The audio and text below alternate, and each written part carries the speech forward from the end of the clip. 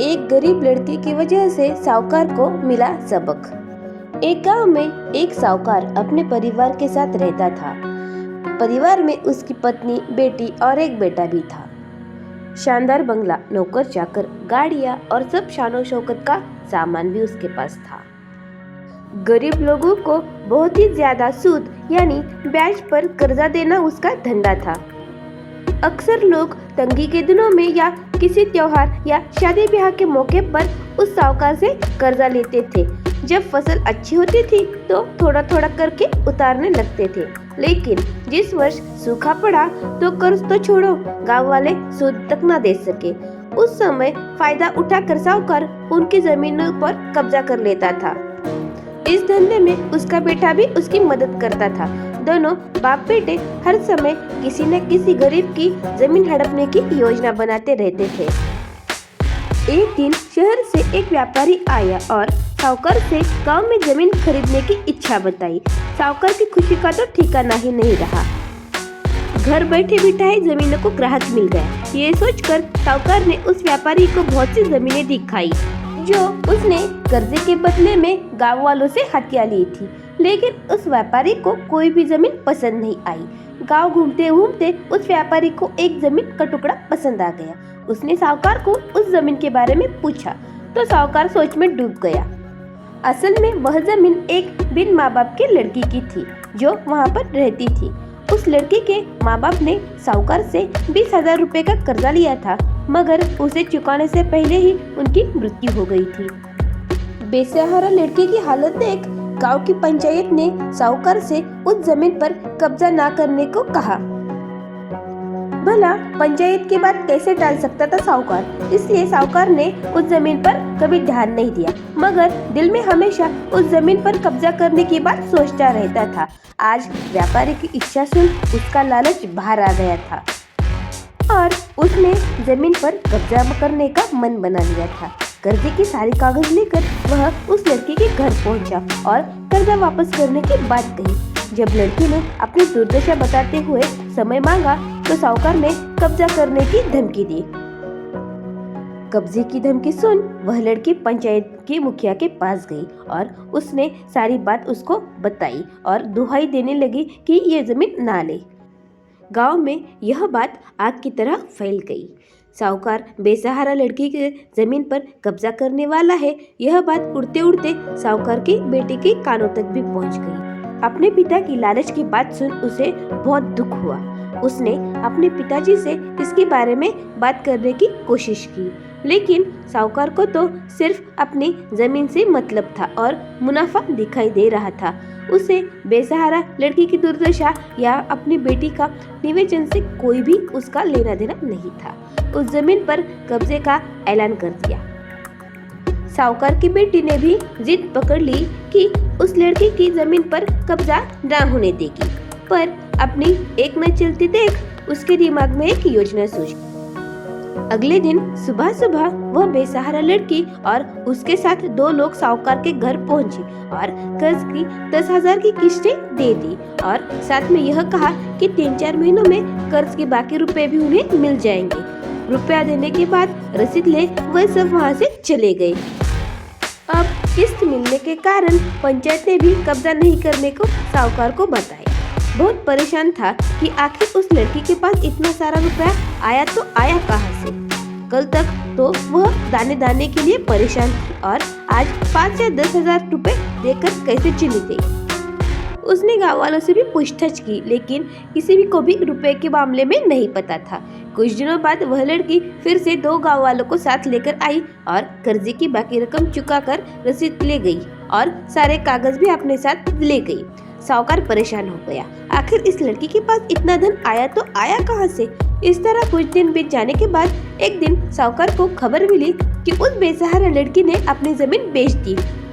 साहूकार अब कुछ कर तो नहीं सकता था, लेकिन उत्सुकतावश जाकर देखा तो चौंक गया।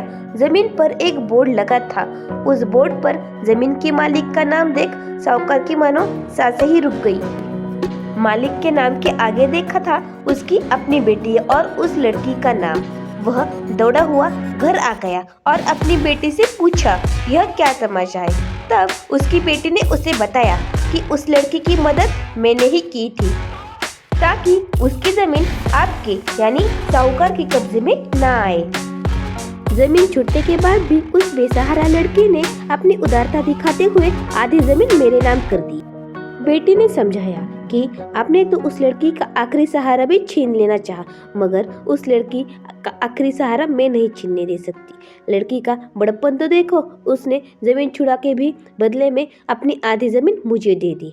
यह सब सुन साहूकार खुद ही शर्मिंदा महसूस करने लगा और उसने भविष्य में कभी भी किसी की भी जमीन ना हड़पने का वचन दिया।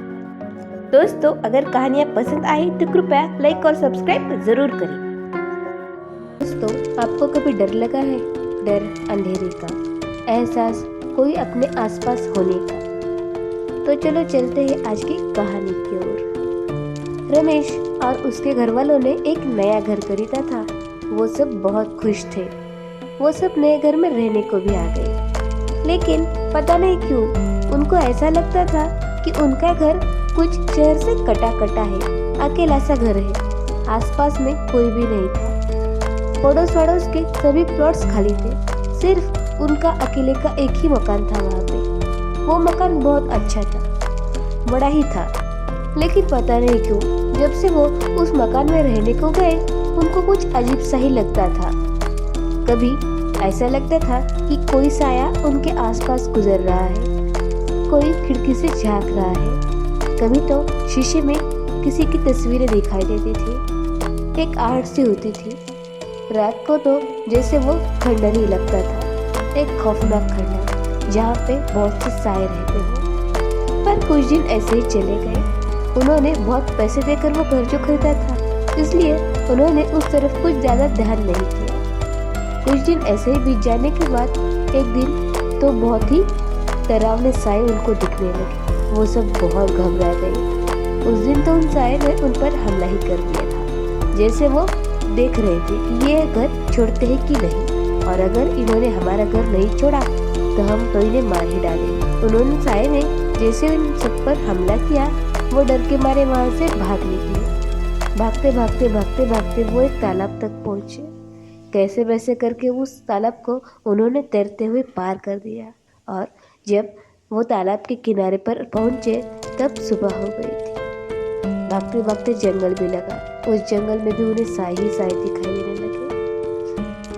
किनारे पे आने के बाद एक चाय की दुकान पर उन्होंने रुके और वहाँ पे चाय पीते हुए उन्होंने उस आदमी से उस घर के बारे में पूछा। तो वो आदमी तो हक्का बक्का ही रह गया। उसने पूछा, साहब आपने ये घर पैसे देकर खरीदा है?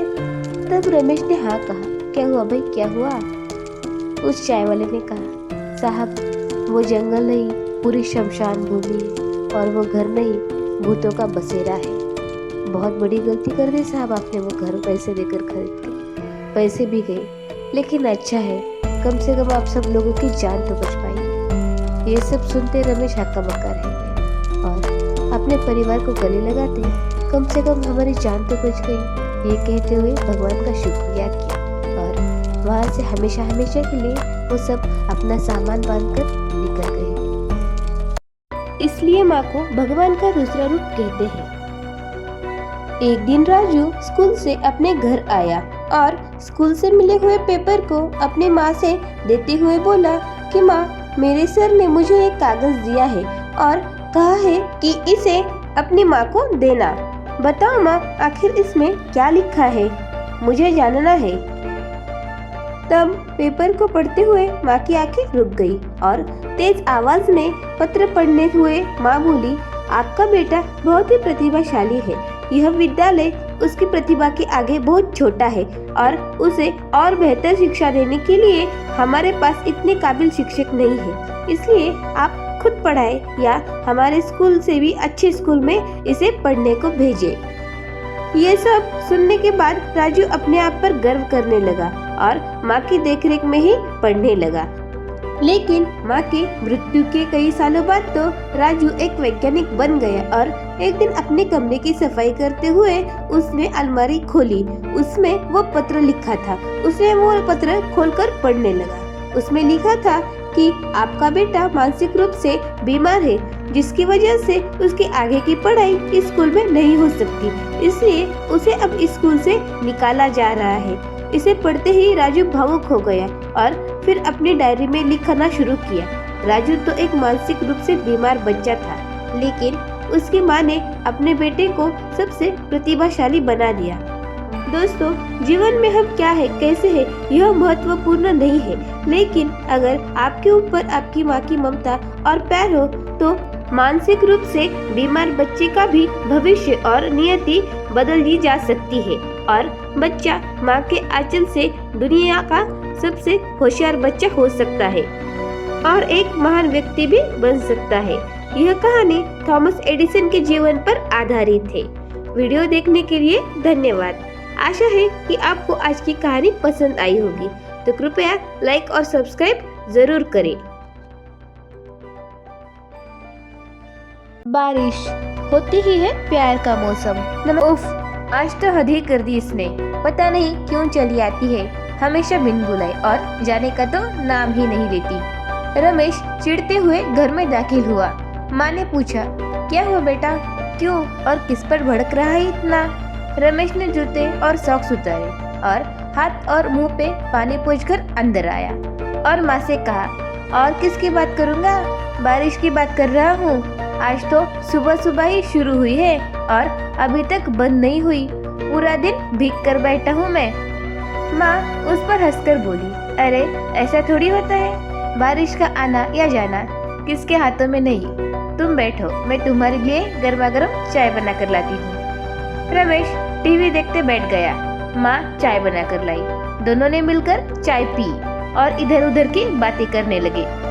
रमेश एक सीधा साधा लड़का, वो सिर्फ अपने काम से काम रखता और उसकी माँ और वो दोनों साथ में रहते थे। रमेश के पिताजी उसके बचपन में ही गुजर गए थे। उनकी आर्थिक परिस्थिति ठीक ठाक थी। रमेश और उसकी माँ दोनों अपने जीवन में खुशी खुशी जी रहे थे। बरसात के मौसम में अक्सर रमेश ऑफिस जाते वक्त भीग जाया करता था। इस वजह से उसे बरसात बिल्कुल पसंद नहीं थी। वो कभी कभी अपनी बाइक पे जाया करता था तो कभी बस या ऑटो से। रोज की तरह आज भी रमेश उठकर तैयार हो गया और निकल पड़ा ऑफिस की ओर। वो बस स्टॉप पे बस का इंतजार कर रहा था। उतने में ही एक लड़की उसे दिखी। वो लड़की बहुत ही सीधी सादी थी। दिखने में ज्यादा खूबसूरत तो नहीं थी, लेकिन उसके चेहरे पर एक स्माइल थी जो रमेश को भा गई। वो उसे देखता रह गया। उतने में ही वो लड़की रमेश के पास आई और उसने रमेश से पूछा, रामपुर जाने वाली बस कहाँ मिलेगी? रमेश ने कहा, यही लगती है, मैं भी उसी तरफ जा रहा हूँ। 15 मिनट बाद बस आ गई। दोनों भी बस में चढ़ गए। बाद में रमेश अपने अपने ऑफिस चला गया। वो लड़की कहाँ उतरी उसने इतना ध्यान नहीं दिया। कुछ दिन बाद फिर से वो लड़की दिखी। आज बारिश तरह हल्की हल्की शुरू थी। रमेश और वो लड़की साथ में बैठी। दोनों ने बातें भी की। उसका नाम लिली था। रमेश ने उससे पूछा, शायद आप यहाँ नई है? लिली ने कहा, हाँ, अभी अभी नई जॉब लगी है। दोनों इधर उधर की बातें करने लगे। कुछ दिन ऐसे ही बीत गए। दोनों की अच्छी पहचान हो गई। अब दोनों बस में रोज साथ ही बैठा करते। एक दिन रमेश ने अपनी बाइक निकाली। बस स्टॉप पे जाकर उसने लिली को भी साथ आने के लिए पूछा। लिली भी उसके साथ चल दी। आज बारिश तो थी, लेकिन रमेश को उस बारिश की अब चिढ़ नहीं आ रही थी। उसे बारिश का और लिली का साथ अच्छा लगने लगा था। वो अब लिली को सिर्फ पसंद ही नहीं तो प्यार करने लगा था। उसने अपनी बाइक को रास्ते पे एक चाय की दुकान के पास रोक दिया और लिली से कहा, चलो चाय पीते हैं। लिली ने भी हाँ कह दिया और दोनों चाय पीने लगे। रमेश ने आज अपनी दिल की बात लिली को बताने का फैसला किया और लिली से अपने प्यार का इजहार किया। पहले तो लिली हड़बड़ा गई। उसे कुछ समझ ही नहीं आ रहा था। रमेश ने उससे कहा, कोई जल्दी नहीं है, तुम थोड़ा वक्त ले लो, ठीक से सोचकर बताओ। दोनों ने चाय खत्म की और निकल पड़े ऑफिस की ओर।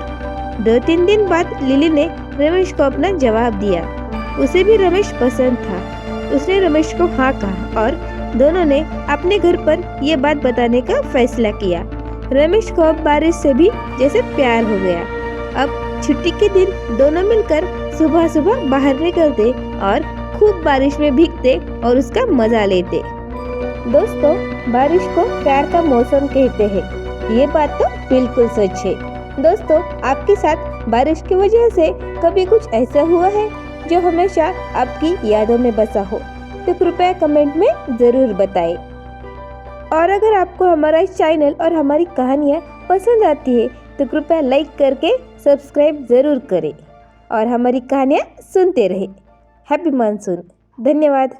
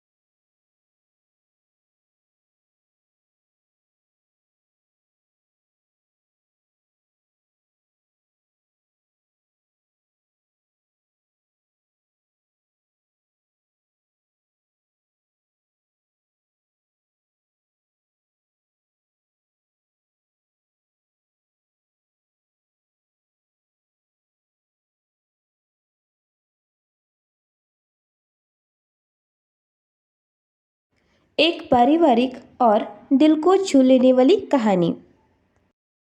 एक घर में एक परिवार रहता था। माता, पिता, उनका एक बेटा और उनकी बहू।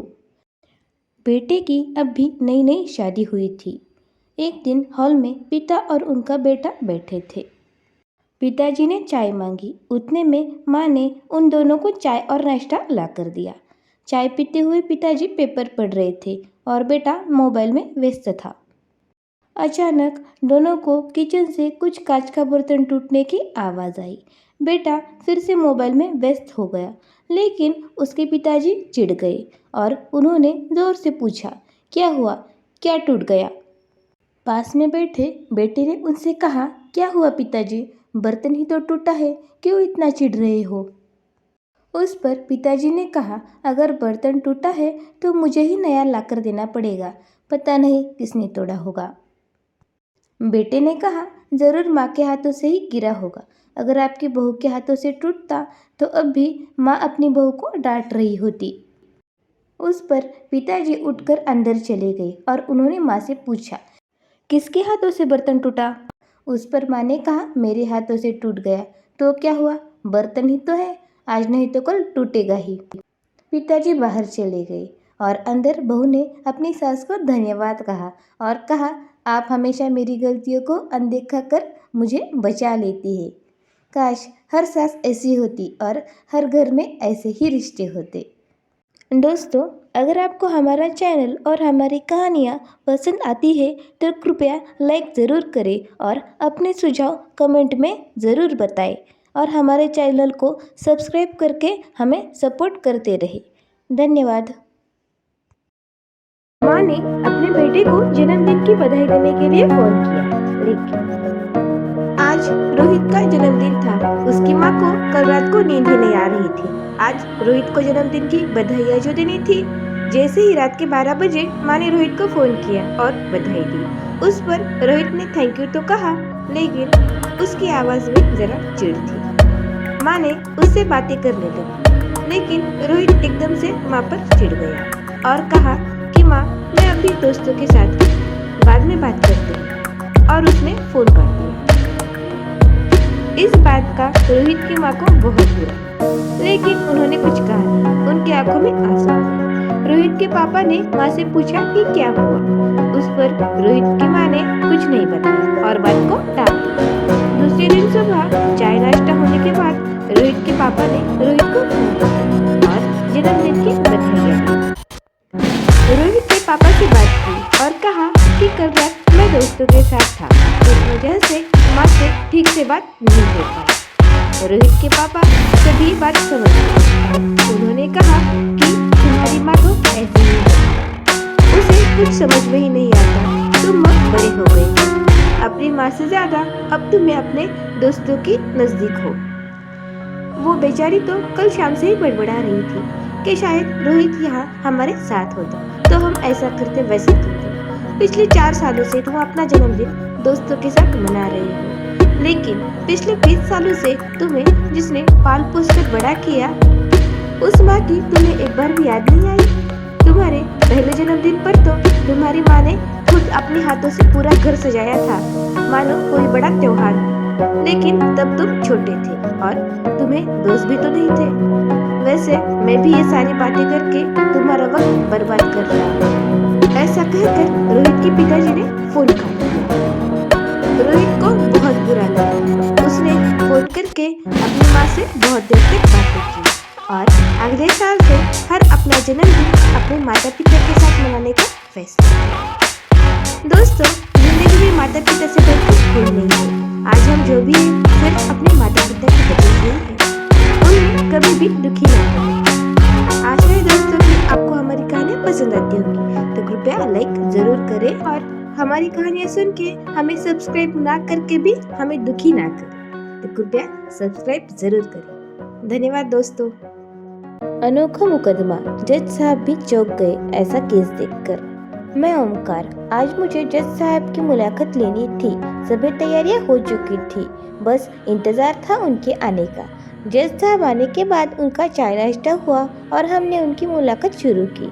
मैंने उनको सवाल पूछना शुरू किया, जैसे जैसा कर्म वैसा फल। लोग अपने खुद के किए हुए कर्म का भोग कैसे भोगते हैं। एक किसान था, वो गांव में रहता था। उसके साथ उसके परिवार में उसकी पत्नी और उसका एक बेटा भी रहते थे। कुछ सालों के बाद उसकी पत्नी की मृत्यु हो गई। उस समय उस किसान के बेटे की उम्र बहुत कम थी, इसलिए किसान ने दूसरी शादी कर ली। एक पारिवारिक और दिल को छू लेने वाली कहानी। एक घर में एक परिवार रहता था। माता, पिता, उनका एक बेटा और उनकी बहू। बेटे की अभी नई नई शादी हुई थी। एक दिन हॉल में पिता और उनका बेटा बैठे थे। पिताजी ने चाय मांगी। उतने में माँ ने उन दोनों को चाय और नाश्ता ला कर दिया। चाय पीते हुए पिताजी पेपर पढ़ रहे थे और बेटा मोबाइल में व्यस्त था। अचानक दोनों को किचन से कुछ कांच का बर्तन टूटने की आवाज़ आई। बेटा फिर से मोबाइल में व्यस्त हो गया, लेकिन उसके पिताजी चिढ़ गए और उन्होंने जोर से पूछा, क्या हुआ, क्या टूट गया? पास में बैठे बेटे ने उनसे कहा, क्या हुआ पिताजी, बर्तन ही तो टूटा है, क्यों इतना चिढ़ रहे हो? उस पर पिताजी ने कहा, अगर बर्तन टूटा है तो मुझे ही नया लाकर देना पड़ेगा, पता नहीं किसने तोड़ा होगा। बेटे ने कहा, जरूर माँ के हाथों से ही गिरा होगा। अगर आपकी बहू के हाथों से टूटता तो अब भी माँ अपनी बहू को डांट रही होती। उस पर पिताजी उठकर अंदर चले गए और उन्होंने माँ से पूछा, किसके हाथों से बर्तन टूटा? उस पर माँ ने कहा, मेरे हाथों से टूट गया। तो क्या हुआ, बर्तन ही तो है, आज नहीं तो कल टूटेगा ही। पिताजी बाहर चले गए और अंदर बहू ने अपनी सास को धन्यवाद कहा और कहा, आप हमेशा मेरी गलतियों को अनदेखा कर मुझे बचा लेती है। काश हर सास ऐसी होती और हर घर में ऐसे ही रिश्ते होते। दोस्तों, अगर आपको हमारा चैनल और हमारी कहानियाँ पसंद आती है तो कृपया लाइक ज़रूर करें और अपने सुझाव कमेंट में ज़रूर बताएं और हमारे चैनल को सब्सक्राइब करके हमें सपोर्ट करते रहें। धन्यवाद। जिंदगी की सच्चाई तुम लोग मुझे देखकर सीख सको, कि एक दिन सबका यही अंजाम होना है। पैसा, सुंदरता सिर्फ कुछ दिनों के लिए है। बचपन से जवानी और जवानी से बुढ़ापे तक का सफर नहीं रोक सकता। रोने लगी। उसका रोना खत्म ही नहीं हो रहा था। उसने अपनी पूरी जिंदगी सिर्फ काम करने में ही गवा दी थी। उसके पास जो 10 बोरी अनाज था वो भी किस काम का नहीं था। उसके दांत खराब हो गए थे, उसकी वजह से वह खा भी नहीं पा रही थी। शिल्पकार की मूर्ति। एक शिल्पकार मूर्ति बनाने पत्थर ढूंढने के लिए जंगल में गया। वहाँ पर उसको बहुत अच्छा पत्थर मिला। वह पत्थर देखकर वो बहुत खुश हुआ। पूरी कहानी सुनने के लिए कृपया सब्सक्राइब करें। धन्यवाद। अनमोल कहानी माँ बेटे के प्यार की। उनकी मौत पर आश्रम के लोगों ने अजय से कहा कि इनके बेटे को भी इनकी मौत की खबर दी जाए। तभी शर्मा जी बोले, मैं इनके बेटे को कैसे खबर करूं? उसे मरे तो 3 साल हो गए हैं।